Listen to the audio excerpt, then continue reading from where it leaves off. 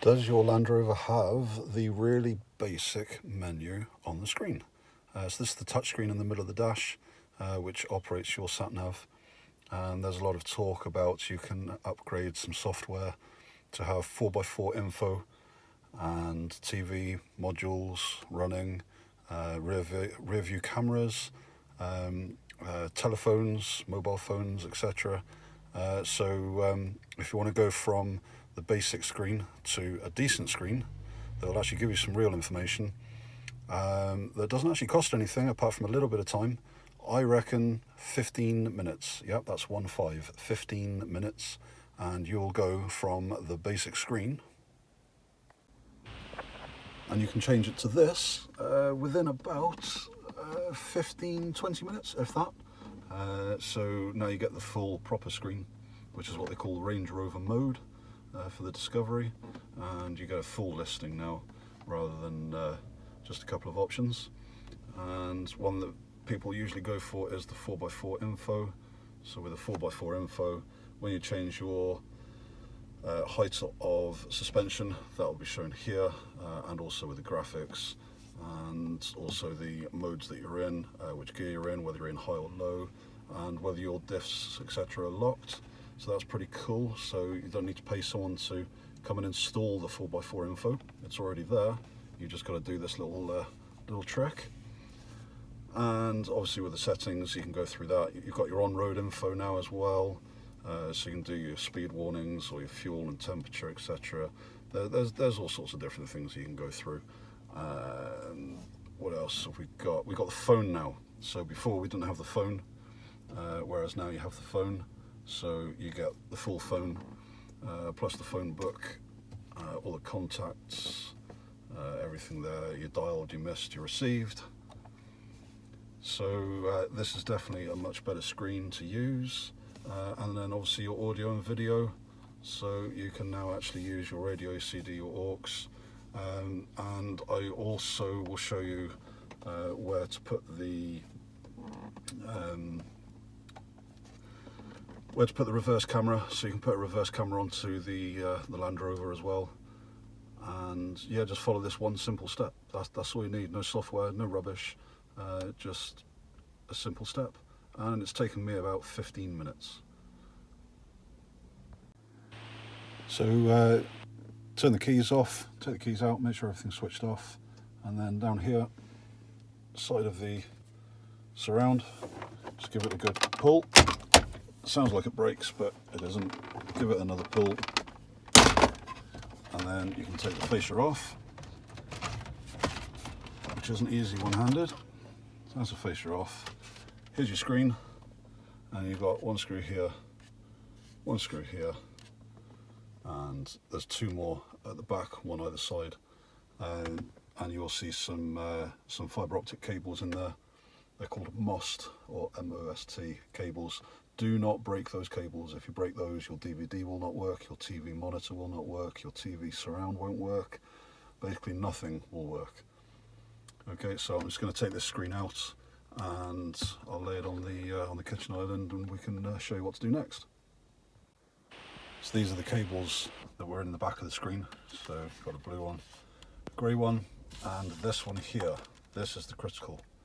So this is the MOST or MOST, I don't know how to pronounce it, but basically it's fibre optic, and therefore it's sending little beams of light down it, and if you damage that cable, none of your system will work. So be careful. Right, so this is the screen taken out of the Land Rover, and we're going to need some technical tools. We're going to need a crosshead screwdriver and a safety pin. Will become apparent. And on the screen, put it onto a tea towel so you don't damage the screen, because we're going to be playing around with the screen. And on the side of the screen, you'll see this one here, this little screw here, and this one here, and you'll have the same on this side as well. So just undo the 4 screws that hold the plastic surround to the screen.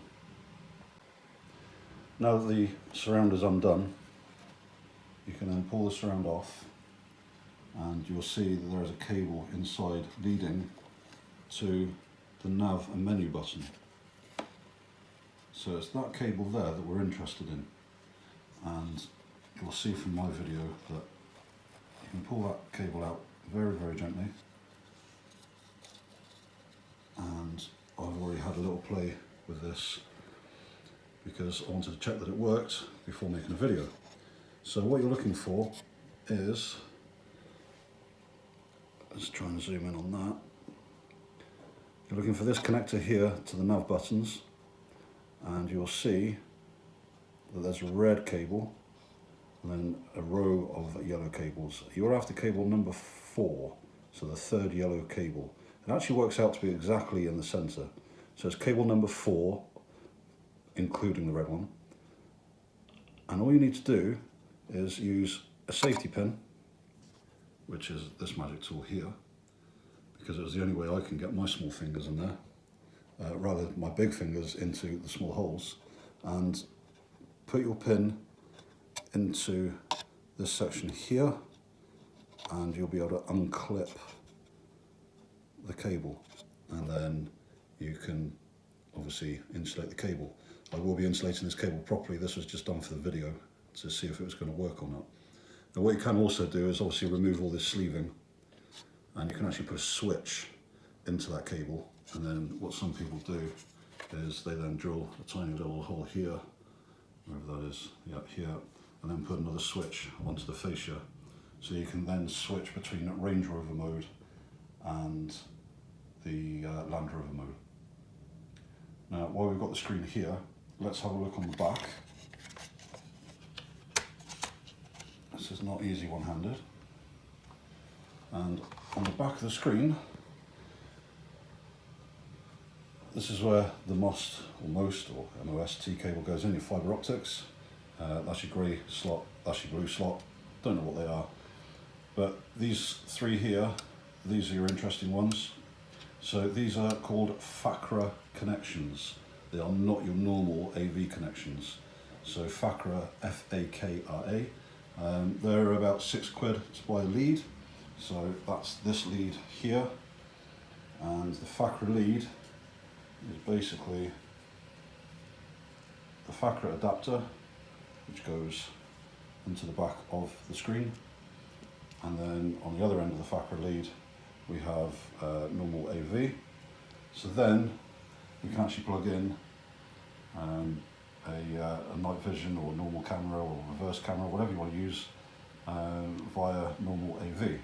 Now these are very, very cheap to pick up.